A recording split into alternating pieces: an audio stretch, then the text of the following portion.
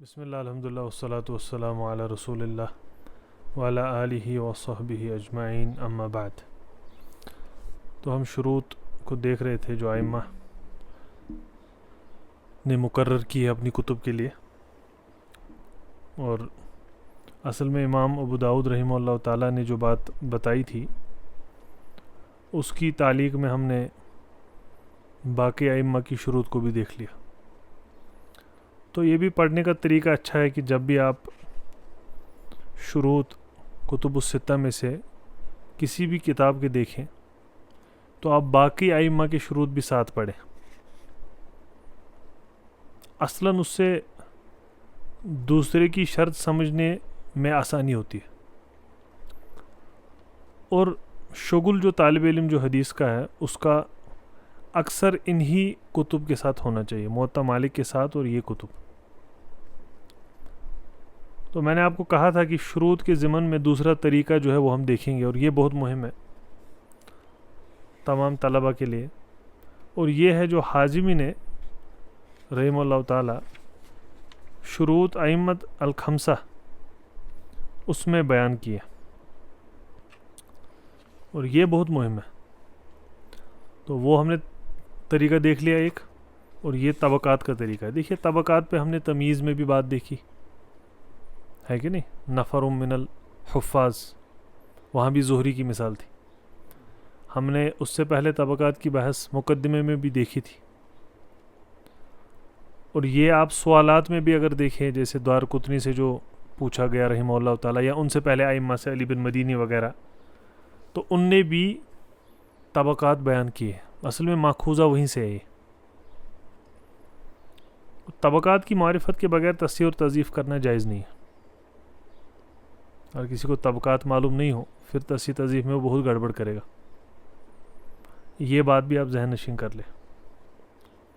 اور جس اعتبار سے حازمی نے رحمہ اللہ تعالی طبقات کو ساتھ رکھ کر شروط کھینچی ہے، بہت ہی عمدہ کام ہے، بہت عمدہ کام آپ دیکھیں گے، اور اس کا جو ہے ثمرہ آپ کو فن حدیث میں ہر جگہ ملنا چاہیے، ویسی بات ہے۔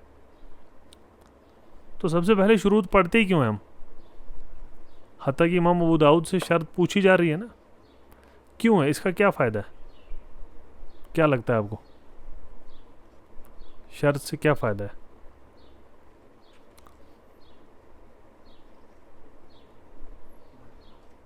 تو کس چیز کی؟ مطلب مثلاً آپ کو پتہ چل گئی کہ شرط کیا ہے امام ابو داؤد کی، اس سے کیا فائدہ ہوگا آپ کو؟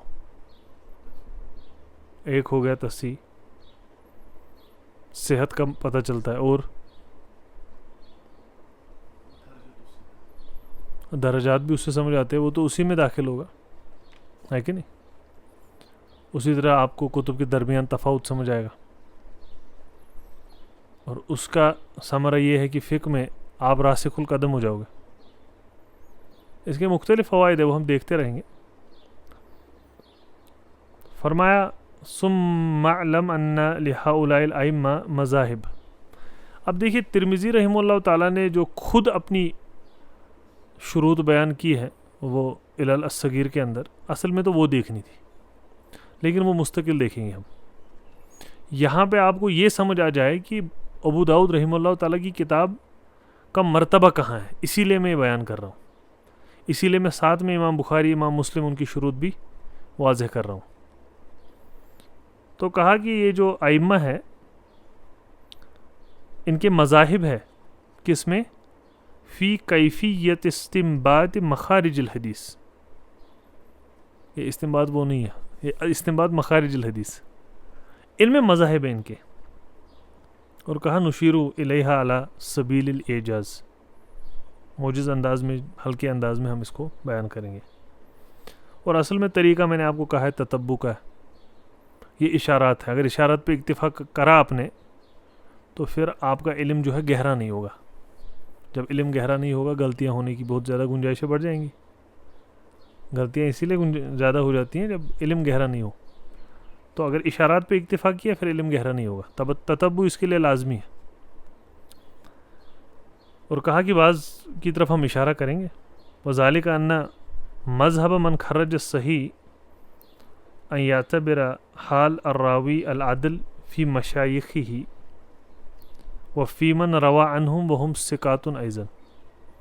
اب یہ جو ملخص انداز میں بتانے کی کوشش کی جا رہی ہے وہ یہ ہے کہ جو بھی مذہب جو ان کا ہے ائمہ کا، خاص طور پہ جو صحیح کی تعلیف کرنے والے ہیں، کہ حال راوی دیکھیے اس کے مشائخ میں، یہ ہے نسبی بات.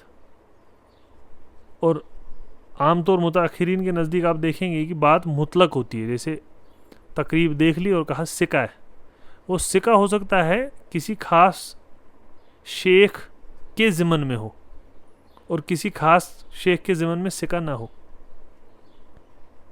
نسبتاً وہ نسبی طور ثقہ ہو لیکن مطلقاً ثقہ نہ ہو، یا نسبی طور ضعیف ہو لیکن مطلقاً ضعیف نہ ہو. علم علل اصل میں مبنی بھی ایسی ہی کچھ باتوں پہ. اور کہا یہ باقی بھی ثقات ہوتے ہیں، وہ حدیث عن بعضہم صحیح ثابت، بعض کی احادیث صحیح ثابت ہوتی ہیں اور لازم ہوتا ہے اخراجہ، اور بعض کی مدخول لا یصلح اخراجہ الا فی الشواہد والمتابعات. تو کچھ کی احادیث صحیح نہیں ہوتی تو ان کی احادیث شواہد اور متابعات میں لائی جاتی ہے، اصلاً نہیں لا سکتے. اور کہا باب یہ جو ہے فیہ گموزن، یہ بڑا مشکل باب ہے کیونکہ وہ طریقہ معرفت طبقات الروات عن راوی الاصل و مراتب مدارکہم. تو اصل میں طریقہ اس کا یہ جو مشکل باب ہے اور یہ گہرا باب ہے اور تعمیق اس کے اندر ہے، یہ کچھ تخریج سے بھی اگر تخریج کے ساتھ منشغل ہو اس سے بھی طبقات کی معرفت اچھی ہو جاتی ہے. لیکن پھر یہ ہو کہ اس کا اعتبار کیا جائے. اگر تخریج کے بعد اعتبار مطلقاً تصحیح یہ توثیق راویاً جر کی بات ہو گئی، پھر معاملہ پھر سے خراب ہو جاتا ہے. اور کہا اس کا طریقہ کیا ہے؟ معرفت آپ طبقات کی کرو جو راوی اصل ہے. اور یہ کہہ رہے ہیں کہ ہم اس کو واضح کریں گے، لنوضح ذالک بمثال، ہم اس کو مثال سے واضح کریں گے. اور وہ یہ ہے کہ جانتے ہیں آپ کی ان اصحاب الزہری علی طبقات 5، 5 طبقات پہ اصحاب زہری، اس پہ بات ہو چکی ہے تفصیلا. یہاں آپ جو بات سیکھنے والے ہیں بہت مہم ہے، اسی لیے پورا دھیان رکھیں، اور سوال وغیرہ ہو پھر وہ پوچھ سکتے ہیں. بہت مہم ہے، آپ ایک بار کے لیے سیکھ لیں. وَلِكُلِّ طَبَقَةٍ مِّنْهَا مَزِيَّةٌ عَلَى الَّتِي تَلِيهَا وَالتَّفَاوُتُ. اور ہر کوئی طبقہ جو ہے اس کی ایک مزیہ ہے اور دوسرے سے الگ ہے، وہ تفاوت ہے، کوئی طبقہ اوپر ہے کوئی نیچے ہے. تو یہ تو آپ کو پتہ ہے نا زہری سے. اچھا طبقہ اگر میں کہوں زہری کا پہلا طبقہ روات کا زہری سے، تو ان کی میزہ کیا ہو، کیا خاص ہے ان میں خاص کیا ہوگا؟ ایک طول صحبہ ہے کہ نہیں، بہت عرصے رہے ہوں گے زہری کے ساتھ. ایسا نہیں نا مجالس 2-4 ہو گئی اور ہم اس کو طبقہ اول کا راوی مانے، ایسا کرو گے آپ؟ نہیں ہو سکتا. تو طول صحبہ ایک بات ہو گئی. اس کے بعد آپ نے دیکھا کہ راوی بڑا ضابط ہے. یہ نہ ہو طول صحبہ ہو اور راوی صدوق ہو، طول صحبہ ہو اور بڑا کیا ہو، ضابط ہو، ثقہ ہو، عدل ہو. وہ شروط تو ساتھ ہی ہے. اور جملتاً جو روایت کیا جا رہا ہے وہی روایت کر رہا ہو، شذوذ اس کی روایات میں نہ ہو. تمیز میں ہم نے وہ دیکھ لیا تھا. حتیٰ کہ جس کو یہ بات سمجھ آ گئی نا، اس کے لیے زیادت الثقہ کا مسئلہ ہی حل ہو جائے گا، جس پہ کہ ایک اتفاق سا دکھایا جا رہا ہے متاخرین کے نزدیک، جیسا کہ نہیں ہے کہ نہیں. بہت سارے ائمہ کی بات سے ہم نے اس کو واضح کیا ہے. پھر سے یہ متخصصین اور باحثین فی الحدیث کے لیے جو ہے مباحث ہے. اب تو پہلا طبقہ ہوگا، دیکھیے آپ کے لیے ایک بہت بڑا اس میں رمز ہے اور بہت بڑا کنز ہے اس میں. اب یہ جو پہلا طبقہ ہوگا زہری سے، بڑے روات کا جو ان کے ساتھ رہے ہیں، جیسے مالک، ابن عیینہ، اس میں بھی جا سکتے ہیں پھر نسبتاً مالک اثبت ہے، ابن عیینہ اثبت ہے کہ نہیں ہے، وہ الگ بحث ہے، وہ بھی تتبع کی بات ہے. اسی طرح یونس، شعیب بن ابی حمزہ اور باقی، یہ پہلا طبقہ ہے نا، تو ان کی ملازمت ہے، طول صحبہ ہے، یہ خود ثقات ہے، اثبات ہے، حفاظ ہے. یہ ہے شرط بخاری. جتنا طبقہ آپ نیچے جائیں گے اتنی شرط ہلکی ہو جائے گی. تو گویا کہ اگر آپ تیسری شرط پہ پہنچ گئے، دوسری شرط پہ پہنچ گئے، اخراج بخاری کا رحمہ اللہ تعالیٰ ایسے روات سے زہری سے حدیث کرنا مشکل ہے. پھر یہ بات ہے، اس سے وہ بات واضح ہو جائے گی جو آپ کو بہت عرصے سمجھ نہ آتی. ورنہ کہا وہوا الغایۃ فی الصحہ، یہ پہلا طبقہ روات کا ہے، غایہ فی الصحہ ہے نا، وہوا غایۃ مقصد البخاری. میں نے کہا حازمی نے بہترین انداز سے بات لائی ہے. پھر آپ یہ سب سن کے بتائیں کہ آپ امثلہ بھی چاہتے ہیں نہیں چاہتے ہیں، وہ آپ کی مرضی. پھر میں امثلہ الگ درس میں دوں گا، آج بس اتنا سمجھ لیں. وہ غایۃ مقصد البخاری پہلا طبقہ ہو گیا. اور دوسرا طبقہ آئے گا شارکت الاولی فی العدالہ، پہلے کے ساتھ عدالہ میں تو برابر ہے، لیکن انہوں نے کیا کیا، پہلے طبقے نے ان الاولی جمعت بین الحفظ والاتقان و بین طول الملازمت للزہری. اب دوسرا طبقہ بھی عدل ہے، لیکن پہلے طبقے کی خاص بات کیا ہے کہ وہ ملازمت تھی ان کو زہری کے ساتھ، اور وہ جڑے ہوئے تھے زہری سے، اور وہ سنتے رہتے تھے زہری سے. واضح. حتیٰ کان فیہم، اور حتیٰ کہ ان میں سے ایسے بھی تھے من یزاملہ فی السفر و یلازمہ فی الحضر. یزاملہ فی السفر یلازمہ فی الحضر، چپکے ہیں زہری سے سفر میں بھی حضر میں بھی. اور جو دوسرا طبقہ ہے یہ لازم ملازمت ہمیشہ زہری کے ساتھ نہیں، الا مدتن یسیرتن، کم وقت رہے ہیں، وہاں سے حفاظ ہے. اب طبقت کی معرفت اگر آپ کے پاس نہیں ہے، آپ کہیں گے تو سکہ راوی ہے، بخاری نے اس کو کیوں نہیں لایا. اب یہ راز کھولا ہے، یہ ثمرہ ہے طبقات کا، سلف کے کلام کو سمجھنے کا طریقہ، اور حازمی نے بہت بہترین انداز سے بیان کیا. کنز آپ کو لگ رہا ہے نہیں لگ رہا. اب دوسرا طبقہ ثقات وہ بھی ہیں، لیکن وہ کسی اور کے ہوں گے، تو انیس زہری نہیں ہوں گے، ہو سکتا ہے کسی اور کے ساتھ ان کی ملازمت ہو، وہاں رہے ہوں، تو ان سے وہ طبقۃ الاولی. اب تو یہ نسبی ہو گئے نا، اب تو نسبی ہو گئے. اسی لیے اسماعیل بن ابی اویس کی روایت کے بارے میں بڑا وہ تھا کہ امام بخاری نے ان کی روایت کیوں لائی مالک سے، جبکہ اثبات ہیں. اس لیے تو وہ سوال بھی تھا نا، نہیں یاد ہے وہ بات، وہ یاد کر لیں. اب یہ جو دوسرا طبقہ ہے وَكَانُوا فِي الْإِتْقَانِ دُونَ الطَّبْقَةِ الْأُولَى، دوسرے طبقے کا معاملہ یہ ہے کہ اتقان میں نیچے ہیں. اور ان کی مثال دیا ان نے اب زہری کے ضمن میں الاوزاعی، لیث بن سعد، عبد الرحمن بن خالد، وہم شرط مسلم، یہ مسلم کی شروط والے لوگ ہیں. بات سمجھ آ رہی ہے نہیں آ رہی؟ مالک سے رحمہ اللہ تعالی موطا کون ہے اجل روایت کرنے والے؟ کچھ نام بتائیں. ٹھیک، اور یحییٰ، اور کانبی ہے کہ نہیں؟ یہ تو اثبات ہے نا. اب آپ نے نچلے درجے کا راوی لایا، جو اس درجے کا راوی بخاری اس سے روایت کر رہے ہیں، یہ تو پریشانی کا سبب ہے نا. پھر اس پہ پتہ چلتا ہے کہ بخاری گئے، اسماعیل نے ان سے کہا رحمہ اللہ تعالی، کہا یہ میری احادیث لکھی ہوئی آپ دیکھ لیں. بخاری نے نکال کے ان کو کہہ دیا یہ تمہاری احادیث اثبت ہے، وہ باقی نہیں ہے. تو جو انہیں نکال کے دے دی اثبت احادیث، ان کو اپنی کتاب میں لایا. اسماعیل نے رحمہ اللہ تعالی ان سے خود کہا آپ ہی دیکھ لیں. واضح. دوسرا شرط مسلم ہوگی. شروط دیکھنے کے 10 طریقے ہیں، یہ بھی ایک طریقہ ہے کہ نہیں؟ تیسرا، اب یہ جو تیسرا طبقہ ہے جمع ہے لزم الزہری یہ زہری کے ساتھ چمٹے رہے ہیں جیسے پہلا طبقہ ہے، لیکن غیر انہم لم یسلموا من غوائل الجرح فہم بین الرد والقبول.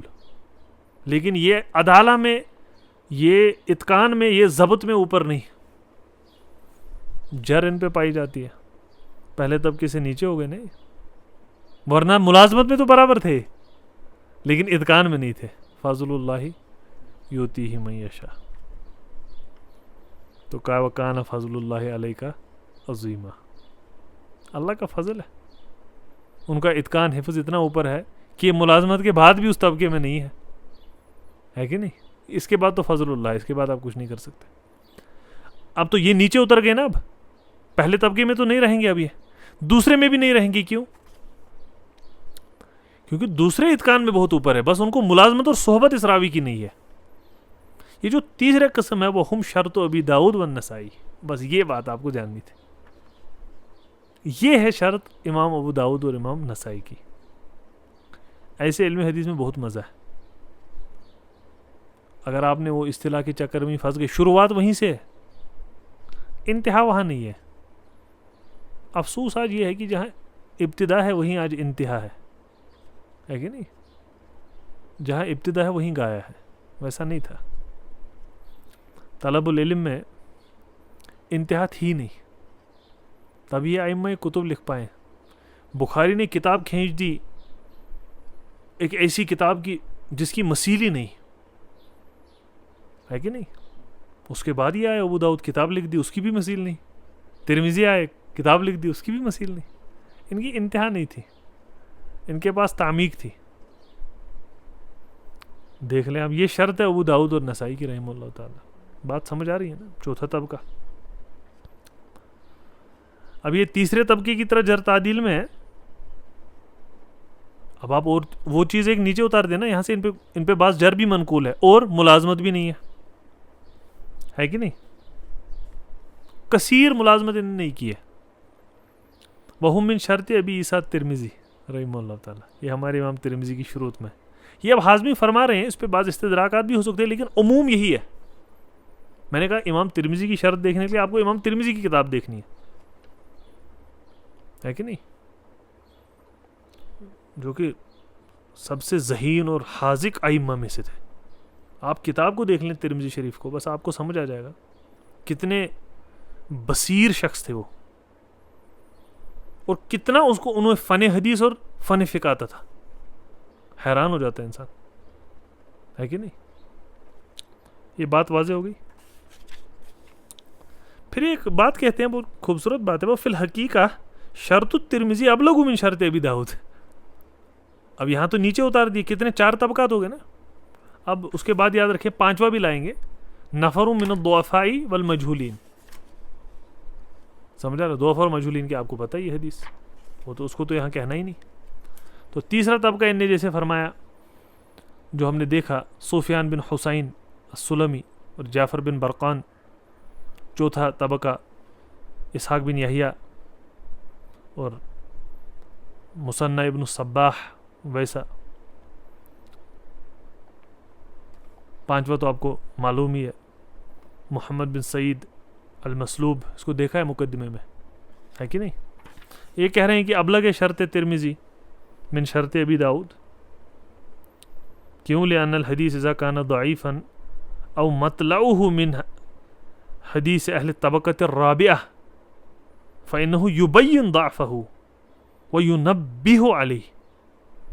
کیونکہ واضح کر دیں گے کہ چوتھے طبقے کی بات ہو رہی ہے. اب یہ حدیث غریب ہے، یہ حدیث حسن غریب، ھذا حدیث غریب اسنادہ لیس بذاک. واضح. فیسیر الحدیث عنده من باب الشواہد والمتابعات. تو یہ بھی آپ یاد رکھیے اصل نہیں ہے کہ امام ترمذی کی اصل یہ ہے کہ چوتھے طبقے کی روایت لائیں گے. نہیں، جن احادیث پہ وہ تصحیح کا حکم لگاتے ہیں اس میں سے ایک قسم تو میں نے آپ کو سیدھے بتایا صحیحین کے اندر ہے. لیکن صحیحین کا خاص معاملہ یہ ہے کہ اس میں آپ کو باقی طبقات کی احادیث اصل میں نہیں ملتی. اسی لیے اگر مجروح راوی آپ کو بعض احیان صحیحین میں مل جاتا ہے تو آپ کا ذہن سیدھے چلا جانا چاہیے کہ یہ مطابقت اور شواہد کی بات ہوگی، کیونکہ اگر انہیں اصل میں لایا تو آپ کو پھر عذر کو تحقیقاً واضح کرنا ہے. اور میں نے کہا ہے صحیحین کا مسئلہ ہمارے ایمان کا مسئلہ ہے، ایک بار نہیں 100 بار. صحیحین کا کسی کتاب کا مسئلہ نہیں ہے کہ نہیں؟ صحیحین اور خاص کتب ستہ کا مسئلہ ہمارے ایمان کا مسئلہ ہے. آج آپ دیکھیں اہل الحاد اور مستشرقین کا پہلے جو معرکہ شروع ہوتا ہے نا، وہ کس پہ ہوتا ہے؟ قرآن پہ نہیں ہوتا، وہ احادیث پہ ہوتا ہے. احادیث پہ کس پہ ہوگا؟ وہ بخاری شریف پہ ہوگا نا، بلوغ المرام پہ تو نہیں ہوگا، محرر پہ نہیں ہوگا، منتقی پہ تو نہیں ہوگا. بخاری شریف پہ ہوگا، مسلم شریف پہ ہوگا، ترمذی شریف پہ ہوگا، ابو داؤد شریف پہ ہوگا، ان احادیث کی کتب پہ ہوگا. کیونکہ ان پہ جو حملہ ہے وہ قرآن حکیم پہ حملہ ہے. ایک یہ طریقہ دیکھنے کا ہے، دوسرا یہ دیکھنے کا طریقہ ہے کہ جو دفاع کا معرکہ پہلا ہے وہ حدیث ہے. اسلام کا دفاع کا معرکہ پہلا حدیث ہے، اس کے بعد قرآن ہے، اسی لیے حملہ پہلے اسی پہ ہوتا ہے. واضح؟ اب یہی بات ہو گئی مطابعت اور شواہد. آپ نے یہاں مثال زہری کی لی، اس سے امثلہ بھی لے لیا.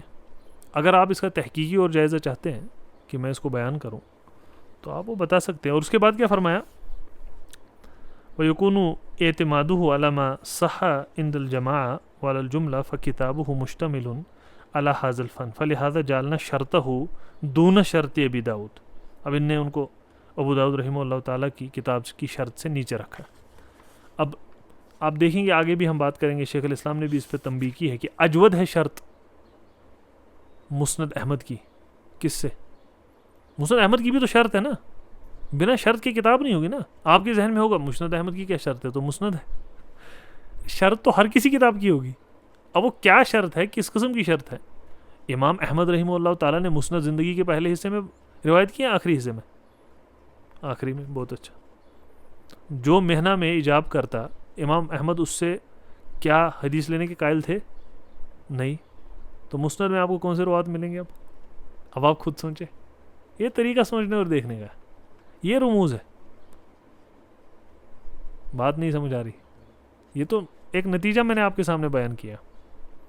تو شرط کتنی ہوگی؟ سخت. شرط تو سخت ہوگی نا. اب نہیں سمجھ آ رہی بات. اگر اب کسی کی روایت ہے اور ان نے مہنہ میں جواب دیا ہے تو کیوں ہے؟ نہیں بات سمجھ آ رہی. اسی لیے اگر موضوع حدیث کوئی لے کے آ گیا کہ یہ موضوع حدیث اور یہ مثلاً کسی کتاب میں ہے ہماری معتبر کتب میں سے، تو اس کے دفاع میں ائمہ اٹھ جاتے ہیں کہ یہ موضوع ہے کہ نہیں ہے. نہیں سمجھ آ رہا. ورنہ کیا ہی مسئلہ تھا، ہوتا بھی تو کیا بات ہے. لیکن اس کا مطلب کیا ہے کہ اس میں قذاب داخل ہو رہا ہے کتاب میں، تو کیا یہ شرط کے موافق ہے؟ نہیں ہے. پھر تو اشکال ہو جائے گا نا. اور اس پہ کتب لکھی گئی ہے. نہیں بات سمجھ آ رہی. اس کے بعد انہیں کہا اسی لیے مسلم رحمہ اللہ تعالیٰ نے حماد بن سلمہ کی حدیث لائی ہے. مجھے لگتا ہے اس پہ تنبیہ ہم کریں گے اگلے درس میں. یہ ایک بات دیکھنے لائق ہے، لیکن یہ متعلق بھی سنن نبی داؤد نہیں ہے.